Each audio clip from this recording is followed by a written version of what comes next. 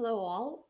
I've got the first responses from the English speaking community to my last video where I was excited telling you about uh, building the new state in Russia.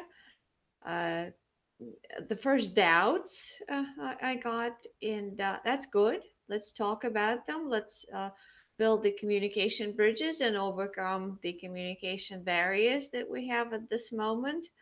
And that's the very reason I'm doing this. I'm not waiting until I come to power in Russia and then answer the journalists' questions.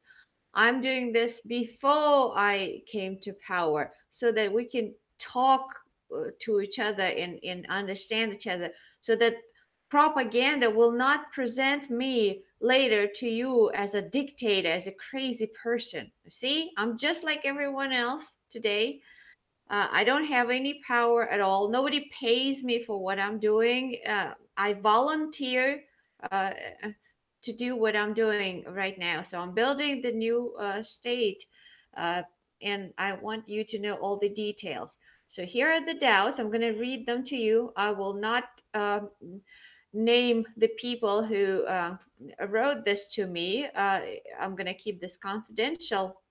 I just want to uh, express my opinion on the doubts that I got. All right, so here's one. Uh, mm, uh-huh. Uh, I have a couple of suggestions. Do not call it a people's state. We are all too familiar with communist regimes being referred to as people's republics. I hear what you're saying, and I already responded to this person, but I want to read my answer to you, to the wide audience. So I'm saying, I am surprised with you. How can you possibly be familiar with the communist regimes if you never experienced one yourself? Aren't you aware that people of Russia would give anything to turn back the time and go back to the communist regime? We don't feel that we used to have a regime.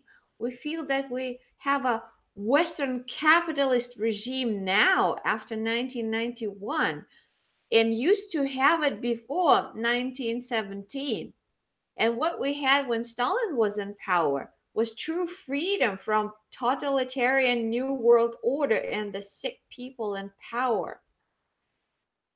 Imagine someone came and put the end to usury in the USA, arrested the owners of the Federal Reserve System and the transnational corporations, put the end to the mainstream media propaganda, and gave you free, high quality medical care, good job and pension, free house, and free education to you and your family, as well as truth on TV, economic growth, and prices going down. Would you say you were forced to experience a communist regime against your will, or would you feel happy and grateful?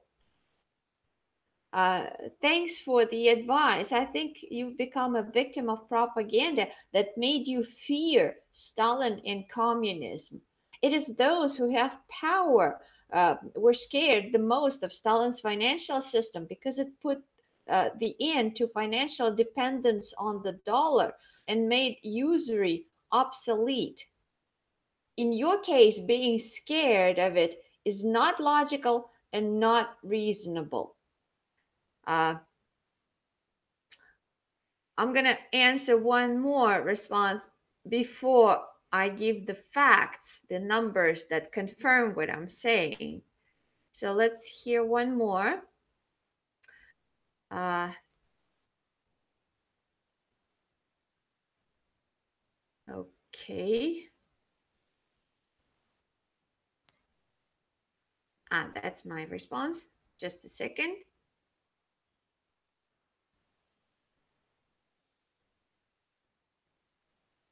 Um, uh-huh. Here it is. Um, I always have been an ally of the good Russian people. But you and I have different views of what's really important to them and who their enemies are. And that's the only way to work together. If we don't agree on our allies and enemies, then what can we do together? Okay, uh, that sounds familiar to me as well. So here's my response. Uh, One phrase of yours sort of stands out for me. I have to admit, it sounds strange for me, and it would for millions of Russians. You wrote, and I quote, I always have been an ally of the good Russian people, but you and I have different views of what's really important to them and who their enemies are. It sounds strange to hear someone in the US talk about what's important for Russians. Aren't we supposed to decide that for ourselves? Aren't we capable of knowing what's important to us without help from anyone abroad? How would you feel if I started deciding for you what's important for you, claiming that I know better? Isn't that a touch intrusive on your part?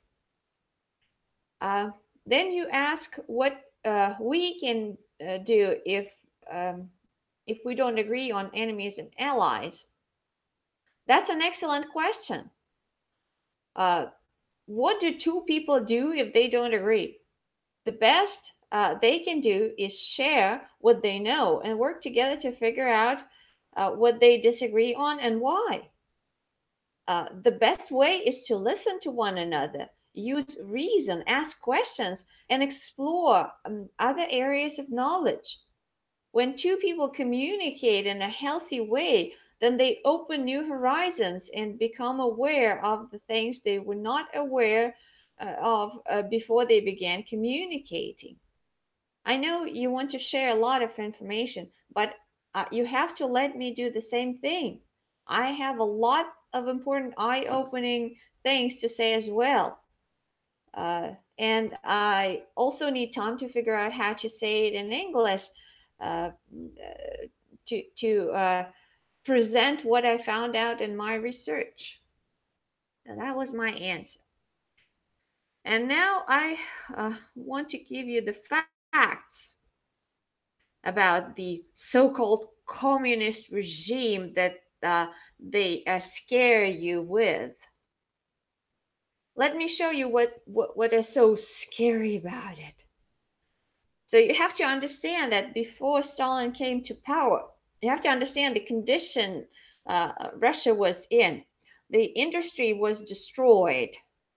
There was no economic growth at all.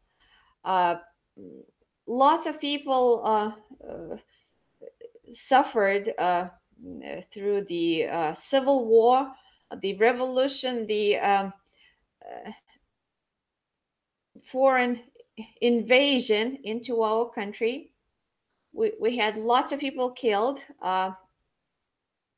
We had lost a lot of national values that left Russia. We were robbed, basically. Our country was robbed and destroyed at that time. So when Stalin came to power, the situation was quite sad, and uh, people were struggling to survive at that time. So, what happens when he starts managing things? From 1923 to 1929, we see economic growth uh, of about 11% a year, which is quite big compared to the same period in the US, Great Britain, Germany, and France, where they show only 3 to 5% growth. Uh, Now, after 1929, things went even better for Russia, for the USSR. because the industry growth went up to 25% a year. That's almost unheard of, but that was the reality for Russia. Uh, More than 6,000 new factories were built. Uh,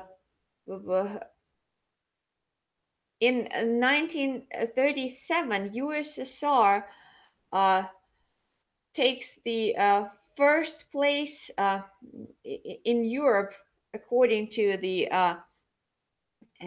economic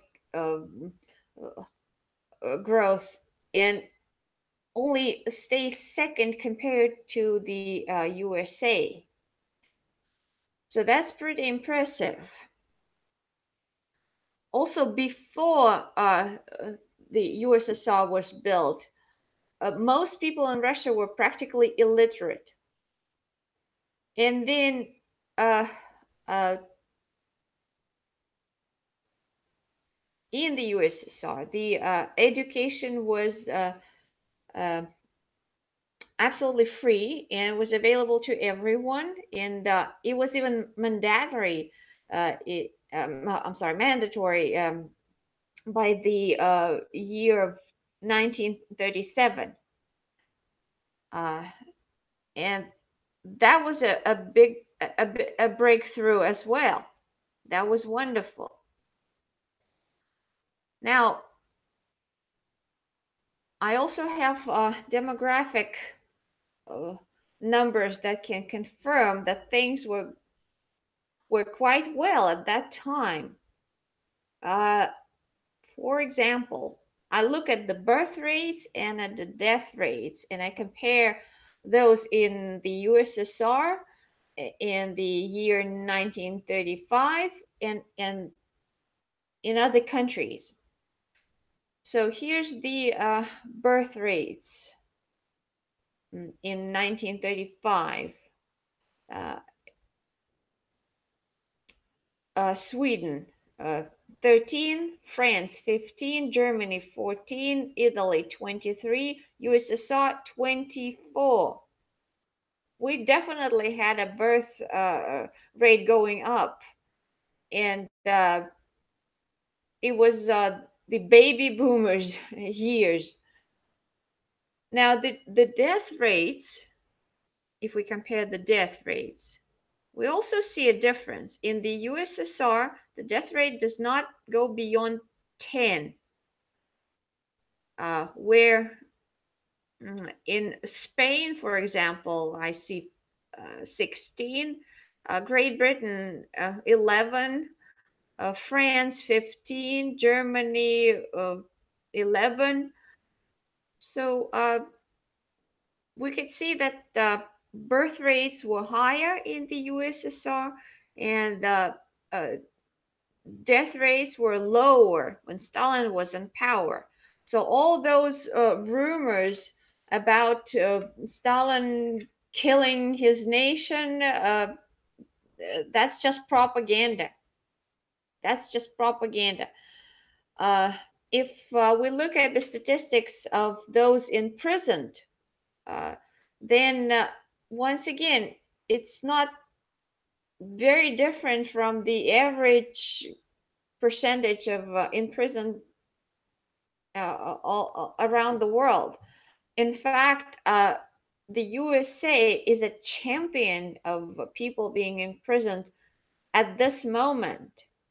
So it's the historical mm, maximum historical peak of people being imprisoned in the US right now. The percentage of being imprisoned in the US right now, it's not even close to what we had in the USSR during Stalin's years.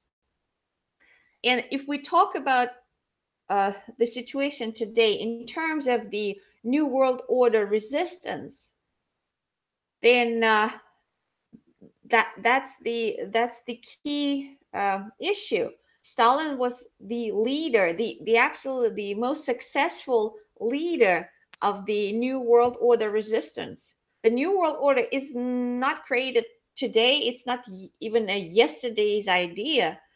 The attempts to build the New World Order were made more than 100 years ago, and uh, Russia resisted it, and Stalin was the absolutely most successful leader in this resistance. So the only people that he actually scared, the only people uh, uh, that do not want you to think good about him are the ones building the New World Order, this totalitarian regime that we have right now. So if we really want to deal with it, if we want to succeed, then we better look at Stalin's experience as the positive one. That's my opinion. And I think that most of the Europeans and most of the people in the US and in other English speaking countries uh, uh, fall, fell victims of propaganda. That's what I feel. And actually, when I was young, I heard lots of rumors, lots of stories, lots of sort of negative, dark uh, information about Stalin. But it turns out it was all propaganda. I looked at different sources, I looked at different facts, and I could see that the guy rocks. He absolutely did a good job for Russia, and many Russians know that, and they remember him as a hero uh, because he solved lots of problems. And you can't possibly know this good experience because you're not experienced to it. Uh, in fact, I have two different experiences. I had a little bit of experience living in the USSR before it was destroyed. Then I had an experience of living in the USA. And I can tell you that in the USSR, I was spoiled rotten with free education, free medical care, free sources of information, truthful information. It was a wonderful, wonderful place, and plus I didn't get the best years of the USSR, but I still got a lot of good out of it. And in the USSR, people didn't know how to pay for education, how to struggle with not being able to find a job, how to worry about losing homes or not get a free home. Uh, People had no idea how hard things could be, and most Americans have no idea how not to pay for education, how not to pay for home, how not to pay for medical care. Most Americans pay way too much for everything, for the right to live, and that's the communication barrier right there, because Americans are used to being robbed and lied to and suffering. You guys have no idea what it's like to live in a really free society. We used to live in a free society in the USSR. Uh, the regime is what you have in the US today. What we had in the USSR, that's no regime, that's freedom, that's happiness, that's uh, absolute uh, uh, carelessness, if you will. So I think you've been fooled, and you've been manipulated, and you've been lied to, and you've been robbed. And that's pretty sad that you think you know better. You don't. You have no idea what happiness is all about. You have no idea what breathing free is all about. I knew a little bit of that before my country was destroyed. Now, just like you, I struggle with finding a job. I have to pay for everything. Now, I am struggling just like you are, but we didn't have that struggle in the USSR. That's the whole point. That's the whole point. So if you really want uh, to come out winners out of this situation, if you really want to put end to usury, if you really want to get the bad guys who created the conditions in which a normal person cannot get access to anything wonderful, healthy, and free, then you better listen to me and you better work with me and you better look at the numbers and facts and learn about uh, the good sides of Stalin. And I came to a conclusion that he was a wonderful man. He was a wonderful man. I don't believe propaganda anymore, and I don't want you to believe propaganda. So stay tuned. Thanks for watching. Um, I hope to see more uh, responses later. And goodbye.